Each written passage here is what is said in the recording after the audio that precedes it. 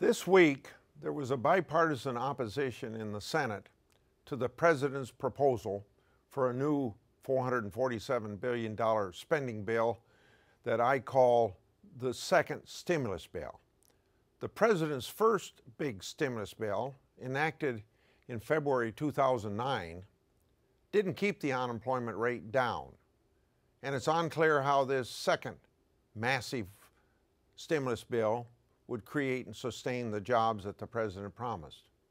It also would raise taxes, and whatever the details of the tax increase, there's plenty of evidence that raising taxes in a struggling economy makes things even worse.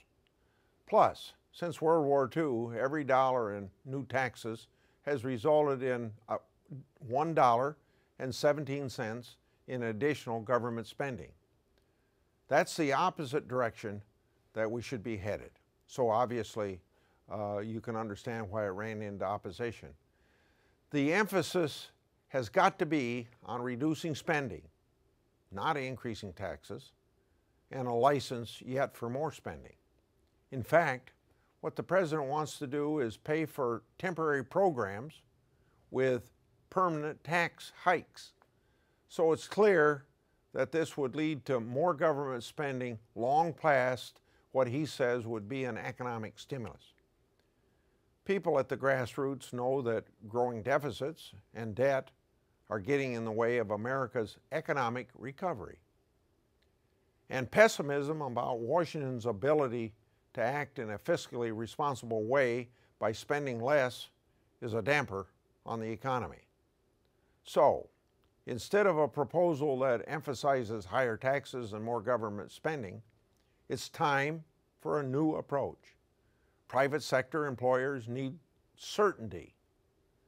They need to know higher taxes and more burdensome regulations aren't just around the corner. They need an international trade agenda that opens new doors to sell U.S. products and services. This week's action on 3 trade agreements are a start, but these agreements have been delayed unnecessarily for years now, and the rest of the world, of course, is moving ahead without U.S. leadership that we've had for the last 60 years.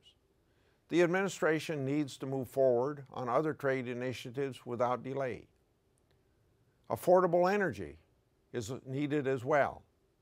It's time to ramp up production of traditional energy sources here at home and to expand alternative and renewable energy sources.